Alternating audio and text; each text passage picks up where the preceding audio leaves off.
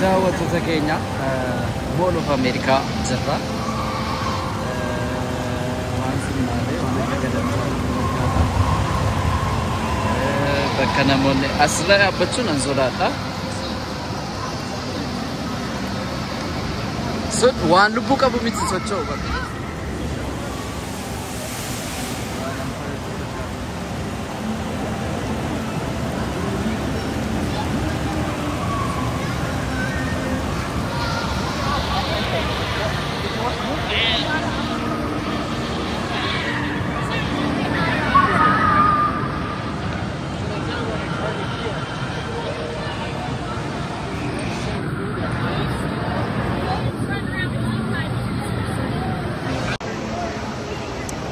Mall of America jirra.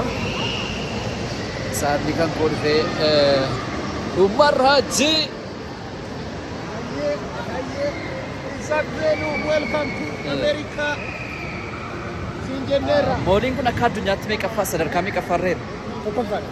Akka Ameerikaatti akka addunyaatti sadarkaa qaba miti? Akka addunyaatti sadarkaa qaba.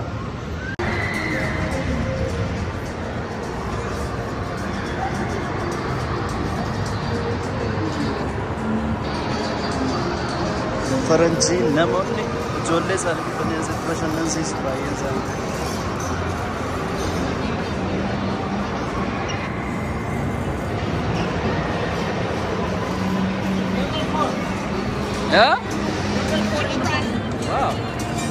Akka addunyaatti illee sadarkaa afuraffaarra jira jechuudha.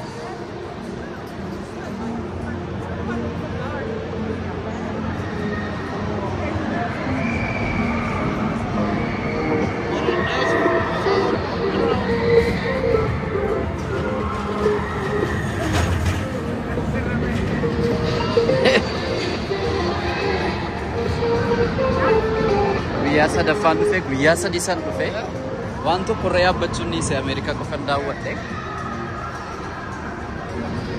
Bakki taphaa wanti jedhame hundi isaa asirra jira. Mall of America.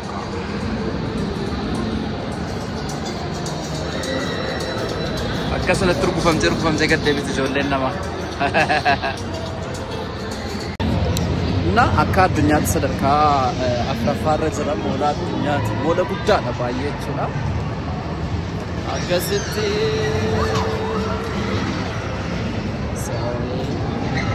sorry qofa beeknaan malee sorry yes okay no.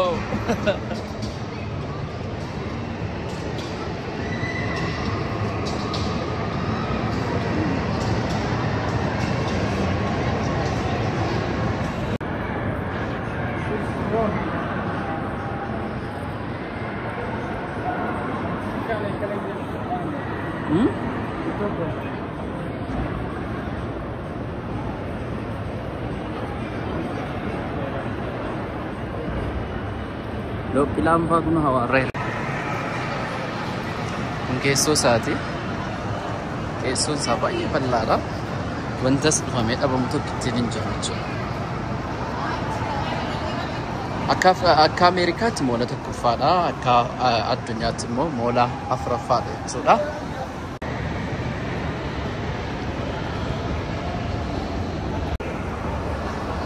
Umar Haji.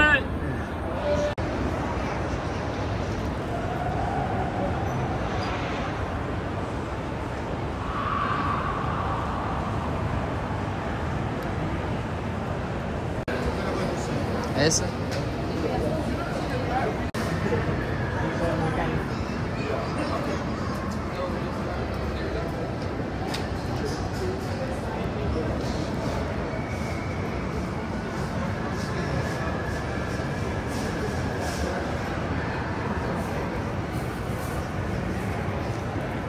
Faranji asitti nufi arganii.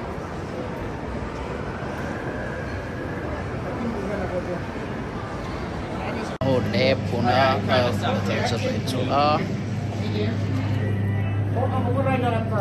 Hoa. Ya.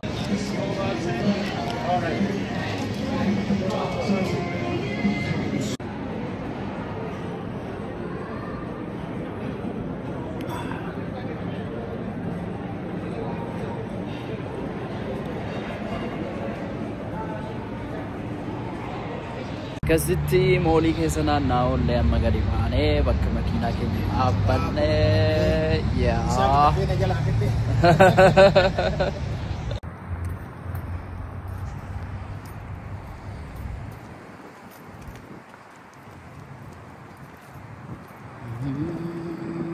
bakka makiinaa kan keenya naannoo kan dhaabne na fakkaata.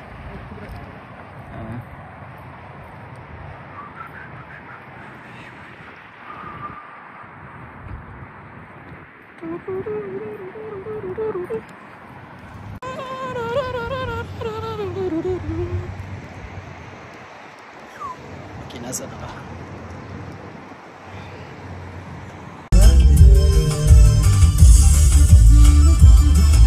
bakkee waraabaa bakkeedha.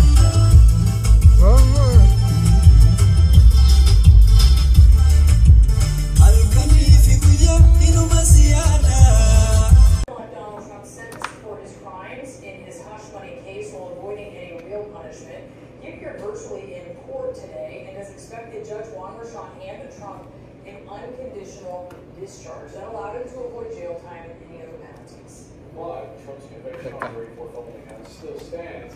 And 10 days from now, he will be the first American president to take office as a sentenced felon. Here's the moment the judge sentenced the president alive. The court has determined that the only lawful sentence that permits entry of a judgment and conviction without encroaching upon the highest rights in the land is unconditional discharge. لاني وها Your state legislature has determined سبرايت هلا as a lawful and permissible سبرايت هلا سبرايت sentence. سبرايت ما نورمال Therefore, انت بس نورمال